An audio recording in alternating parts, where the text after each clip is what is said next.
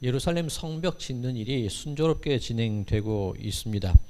이 산발랏 그리고 여러 이방 족속들을 함께 예루살렘 성읍을 공격하는 위협도 있었지만 벌써 절반이나 쌓여 올라간 그 성벽을 바라보면서 하나님 우리와 함께 하실 거야. 싸우자, 이기자. 그런 마음으로 계속해서 성벽 공사를 진행해 나갔던 것입니다. 그런데 문제는 끊임없이 찾아오게 되어 있습니다. 그리고 겉으로 드러난 문제는 어쩌면 더 해결하기가 쉬울 수도 있습니다. 눈에 보이는 적 그냥 대응하면 되는데 정말로 어려운 것은 안에서부터 골마가는 안에서부터 생겨나는 위험, 그것이 더욱더 어려운 문제가 아닐까 그런 생각을 한번 해보게 됩니다. 오늘 본문 1절입니다. 느헤미야 5장 1절입니다. 그때에 백성들이 그들의 아내와 함께 크게 부르짖어 그들의 형제인 유다 사람들을 원망하는데, 자, 지금 이 원망의 문제가 이 예루살렘 성벽을 짓는 이 공동체 안에도 생겼다는 겁니다. 출애굽한 히브리인들이 원망이 있었죠. 그리고 초대교회에서도 매일의 구제, 어떤 재정 집행 문제에 있어서 헬라파 과부들이 빠지는 것 때문에 원망이 있었습니다. 이 원망이라는 것이 공동체를 흐트러 놓는 어떤 공동체의 결속을 해치는 그런 결과를 가져오게 됩니다. 그러면 오늘은 무슨 문제가 있었기 때문에 이 백성들이 원망을 했을까?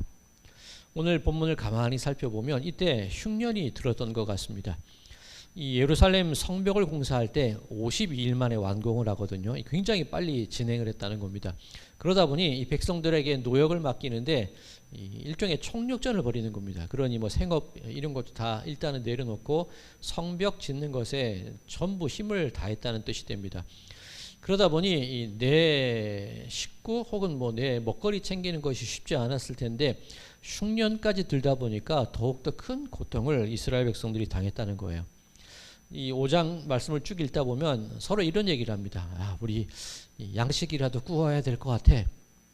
그런데 꿀돈이 없어. 우리 밭과 포도원과 감람원 그것을 저당 잡히고라도 이 양식을 좀 구워야 되지 않을까? 페르시아에 세금이 워낙 세니까 이미 저당 다 잡혔어. 더 이상 저당 잡힐 게 없어. 그러니 자신들의 자녀들을 딸을 종으로 맡기고 곡식을 빌려오는 그런 일들이 이 유대인들 사이에 일어났더라는 겁니다. 자, 그런데 일이 그 지경이 되기까지 왜 그렇게 되었느냐? 이 노역 때문도 아니고 흉년 때문도 아닙니다. 분명 뭐 노역이나 흉년이 어떤 원인을 제공하기는 했겠지만 가장 중요한 가장 문제의 근원이 뭐냐면 귀족들과 민장들이 이 민장 이 백성의 지도자들 관리들입니다. 귀족들과 민장들이 비싼 이자를 받고 고리대금업을 하고 있는 거예요. 세금을 낼 때 비싼 이자를 부과하고 세금을 내주고 곡식을 빌려줄 때에도 아주 비싼 이자를 받고 곡식을 빌려주니 그것이 백성들이 살아갈 수가 없다는 거죠. 모든 집과 소유를 저당 잡히고도 자녀를 종으로 맡기고도 굶어야 되는 그런 현실이 이 유대인들 사이에 있었다는 겁니다. 자, 지도자들, 권력이 있는 자들입니다. 힘이 있는 자들입니다. 그런데 그 힘 있는 자들이 올바로 서 있지 못하게 될 때에 고스란히 백성들에게 고통이 갈 수밖에 없는 그런 모습을 보여주고 있습니다. 자, 사실 이 느헤미야가 성벽 공사를 시작할 때에 그 느헤미야의 명령 혹은 그 관리 감독자들의 명령을 듣지 않았던 사람들이 있었는데 성벽 짓는 것에 협조하지 않는 사람들이 있었는데 그 사람들이 일부의 귀족들이에요. 자, 느헤미야 3장을 보면 이 어디서부터 어디까지는 누가 지었고 누구네 집이 건축을 했고 그런 내용이 쭉 나와 있는데 이 느헤미야 3장 5절 다시 되돌아가 보면 이렇게 되어 있습니다. 느헤미야 3장 5절 그 다음은 드고아 사람들이 중수하였으나 그 귀족들은 그들의 주인들의 공사를 분담하지 아니하였으며, 이 주인들의 공사, 이 주인이라는 것은 이 관리 감독관을 의미하는 겁니다. 이 드고아 사람들 중에 드고아에 속한 귀족들이 공사 참여를 거절했다는 겁니다. 이 드고아라는 것이 예루살렘에서 이 남쪽으로 약 15km, 16km 정도 떨어진 거리에 있습니다. 좀 산지대입니다. 멀다고 느껴질 수도 있는데 제가 우리 교회에서 16km, 15km 떨어진 곳을 한번 쭉 재보니까 목동이에요. 우리 교회에서 공사가 있는데 목동에 있는 사람들이 안 왔다는 거예요. 자, 멀다고 느껴지실 수도 있을 건데 더 먼 곳에 있는 사람들도 왔어요. 예를 들면 뭐 여리고, 한 배 반이 더 멀거든요. 여리고 사람들도 와서 공사하는 내용들이 나와 있습니다. 마음이 문제라는 거예요. 그리고 그 산발랏과 사마리아 군대들은 더 멀지 않습니까? 그 성벽 공사를 방해하겠다는 그 1년만으로 더 먼 곳에서도 찾아오는데 15km 비교적 가까운 거리에 있는 그 귀족들은 왜 공사에 참여하지 않느냐는 거죠. 마음이 없기 때문입니다. 뭐 내 일이 아니라는 거죠. 백성들에게 왜 비싼 이자를 주고 돈을 빌려줍니까? 나와 관계없는 사람들이라는 거죠. 그러니 이자를 챙기고 내 욕망만 채우는 일에 온 마음을 쏟았던 것이 귀족과 민장들의 모습이었다는 겁니다. 자, 그와 대비되는 모습이 있는데 이 백성들이 어떤 마음으로 어떤 열심으로 이 성벽을 건축했느냐, 그것이 잘 드러나는 부분이 있습니다. 느헤미야 4장 6절. 이에 우리가 성을 건축하여 전부가 연결되고 높이가 절반에 이르렀으니 이는 백성이 마음 들여 일을 하였음이니라. 힘으로 한 것도 아니고 시간으로 한 것도 아니고 마음으로 쌓았다는 겁니다. 이 세 번역을 보면 이 마음을 모아서 일했다, 그렇게 번역이 되어 있는 것을 볼 수가 있습니다. 마음 문제라는 거예요. 백성들은 아무리 멀어도 온 마음을 다해서 성벽을 짓는 일에 힘을 다하고 있는데, 총력을 다하고 있는데, 귀족들은 내 일이 아니야, 내 백성들이 아니야, 그렇게 지도자로서, 권력자로서, 리더로서의 올바른 모습을 보이지 못했던 것이 그들의, 귀족들의 모습이었습니다. 자, 이 3장에서 누가 어디에서 어디까지 건축을 했느냐, 그 부분이 있는데 거기서 좀 재미있는 이름이 하나 있습니다. 좀 살펴봐야 될 부분이 있는데, 다시 3장으로 돌아가서 우리가 지금 자녀 기도회에서 3장을 제가 따로 설교를 하지 않았습니다. 이렇게 중간중간 인용하기 위해서 잠깐 비워뒀는데, 이 3장 4절 앞부분을 제가 읽겠습니다. 3장 4절 앞부분입니다.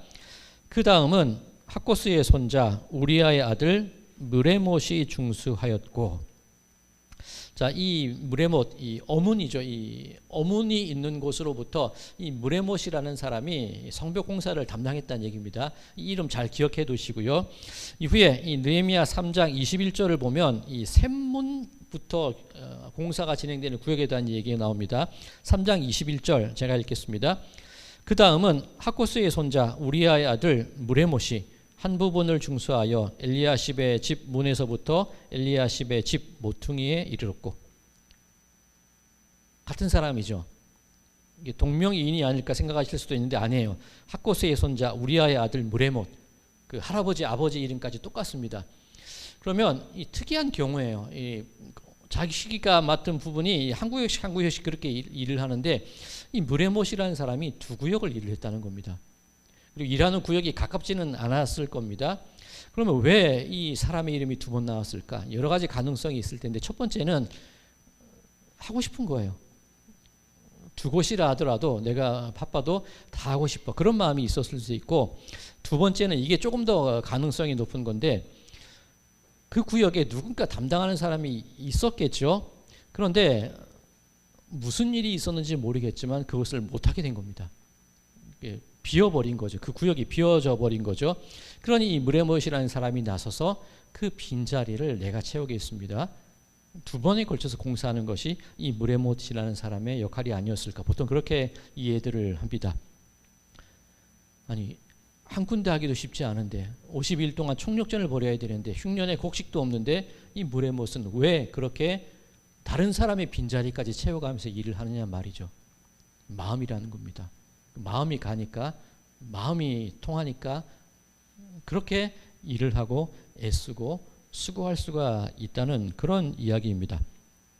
자, 이 설교를 준비하면서 예전 섬기던 교회 어떤 한 분이 생각이 났는데, 예전 섬기던 교회에 연말이 되면 속회 그 임원분들, 속회 지도자들, 속장님 강사님들에게 하루 정도 위로의 시간을 드립니다. 하루 나들이를 가던가 아니면 저녁 식사를 대접해드리고 연극을 관람하실 수 있도록 그렇게 코스를 나누어서 그렇게 하루에 쉼을 드리는데, 제가 식당을 예약해드리고 식사하고 계시면 연극표를 챙겨서 제가 전달을 해드리거든요. 이제 퇴근을 하고 이제 식당에 갔더니 속회 지도자, 속장 강사님이 아닌 분이 한 분이 앉아 계시는 거예요. 왜 그러냐 했더니 그래도 서로 이렇게 친하신 분들 또래끼리 잘 어울리시는데 다른 분들은 다 속장 강사신데 그분만 이 속장 강사 아니셨어요.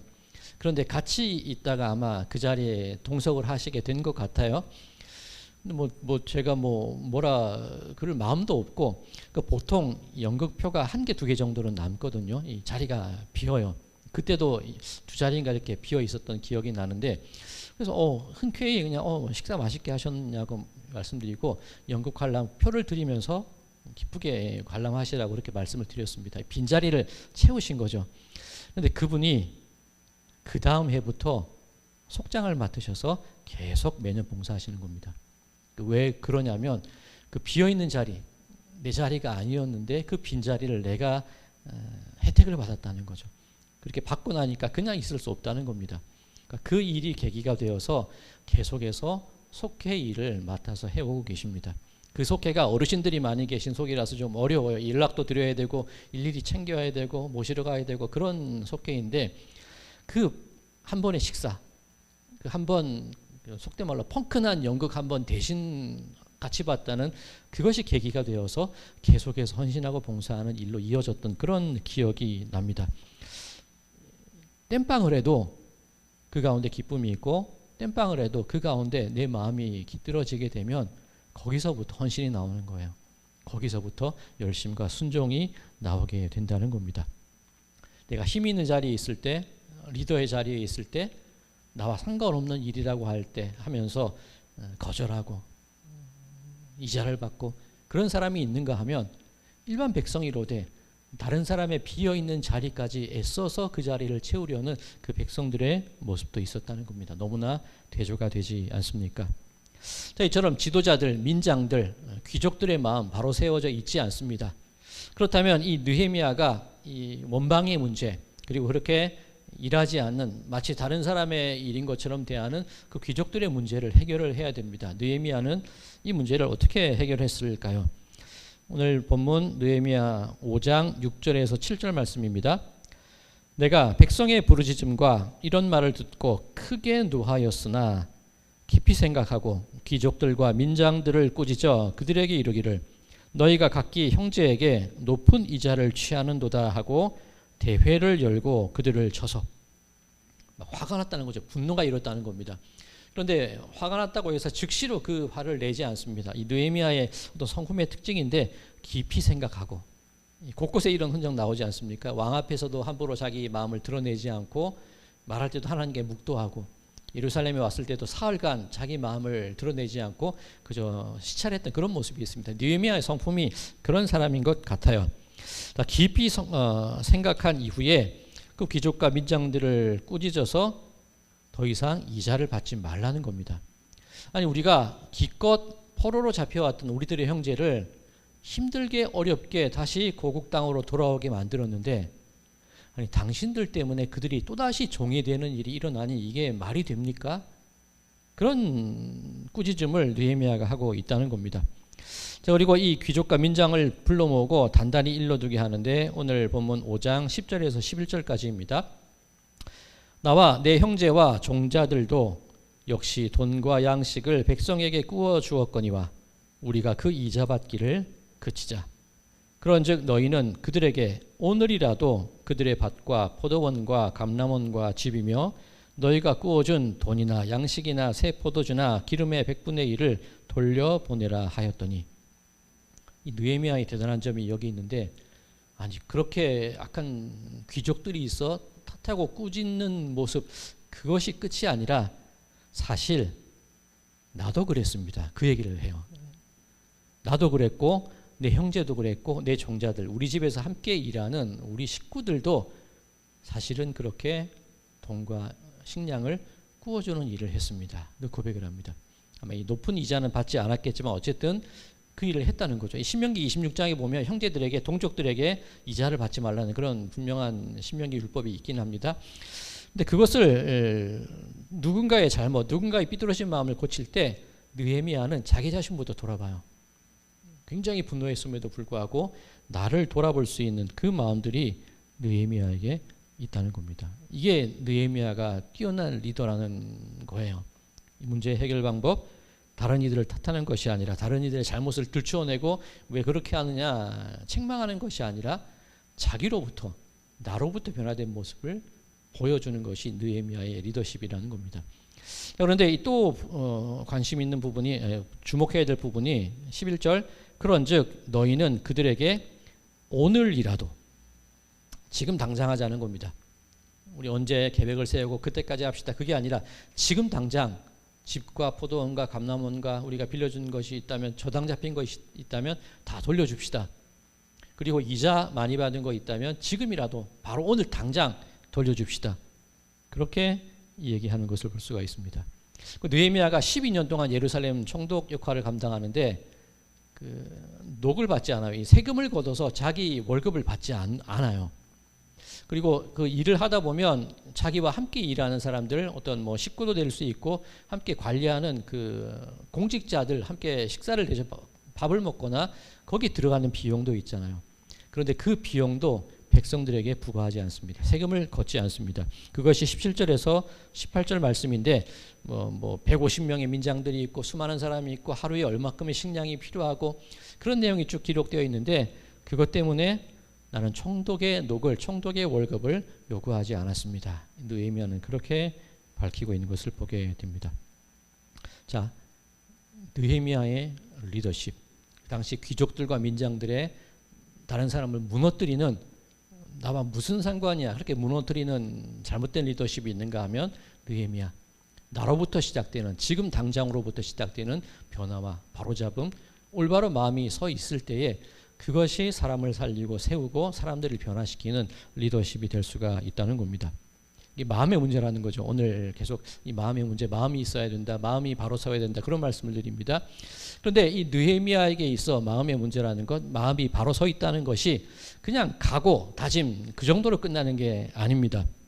5장 12절에서 13절 그들이 말하기를 우리가 당신의 말씀대로 행하여 돌려보내고 그들에게서 아무것도 요구하지 아니하리이다 하기로 내가 제사장들을 불러 그들에게 그 말대로 행하겠다고 맹세하게 하고 내가 옷자락을 털며 이르기를 이 말대로 행하지 아니하는 자는 모두 하나님이 또한 이와 같이 그 집과 산업에서 털어버리실지니 그는 곧 이렇게 털려서 빈손이 될지로다 하매 회중이 다 아멘하고 여호와를 찬송하고 백성들이 그 말한 대로 행하였느니라. 자, 고리대금업을 하지 않겠다는 단순한 그 각오에서 멈추는 것이 아니라 제사장 앞에서 맹세하게 합니다. 그리고 만약에 그것을 지키지 않으면 하나님이 그들을 털어버리실 거야 그 얘기를 합니다. 그리고 백성들이 아멘으로 응답하거든요. 그 말씀대로 이루어지리이다. 그냥 마음이 바로 서 있는 것이 아니라 그냥 각오를 단단한 것이 아니라 하나님 앞에 서 있는 마음이라는 거죠. 우리 어제 양문에서 시작해서 양문으로 끝이 나는 건축공사의 과정을 봤습니다. 하나님께 나아가는 그 발걸음으로부터 회복이 시작되고 하나님께 나아가는 그 발걸음으로 회복이 완성이 되는 겁니다. 그거예요. 이 각오가 오늘부터라도 지금부터라도 내가 변하겠다는 것, 먼저 내 마음이 바로 세워져야겠다는 것, 이게 단순한 각오가 아니라 하나님 앞으로부터 내 삶을 돌이켜보는 그 마음이 느헤미야에게 있다는 것을 우리는 주목해야 됩니다. 자, 이 겉을 바로 세우면 속에서도 무너지는 아픔이 생깁니다. 오늘 이 모습이잖아요. 기껏 겉에 있는 밖에 있는 문제를 해결했더니 내부에서 어려움들이 생깁니다.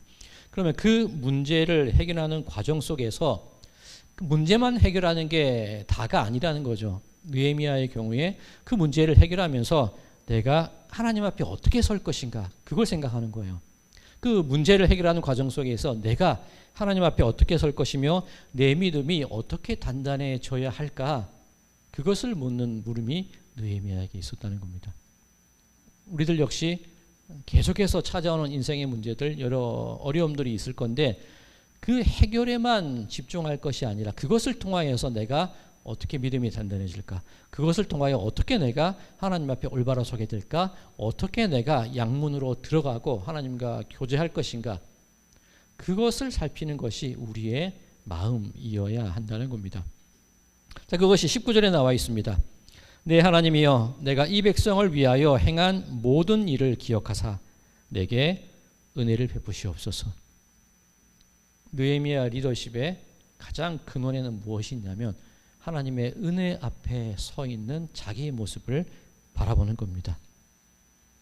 하나님의 은혜 안에서 내 안에 이 문제들, 여러 가지 인생의 문제들, 끊임없이 다가오는 삶의 위협들, 그것이 하나님의 은혜 안에 서 있는 내 모습을 바라보면서 하나님의 은혜 안에서 지금이라도 바로 이 자리에서라도 변화하고 바뀌고 나아가고 그렇게 단단해지고 믿음이 단단해지고 하나님 앞에 서 있는 내 모습을 확인하는 그런 모습으로 연결되어지게 될 때에 그것이 진정 무너진 사람들이 세워지는 원망에서 순정으로 변화되는 귀한 계기가 될 줄로 믿습니다.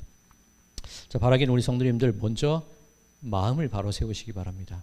그런데 그 마음이 하나님의 은혜 앞에 서 있는 마음, 오늘이라도 내 잘못을 끊어내겠다는 그 다짐들, 혹은 그 문제들로 인하여서 더욱더 나는 하나님께 가까이 나아가겠습니다. 그 은혜를 구하는 마음, 그렇게 살아가시게 될 때에 우리들의 무너진 삶 일어나고 세워지고 온전하여지게 될 줄로 믿습니다. 그렇게 은혜를 구하는 마음으로 하루하루 올바로 마음을 세워나가시는 우리 모든 성도님들의 삶이 되시기를 주님의 이름으로 간절히 축원드립니다.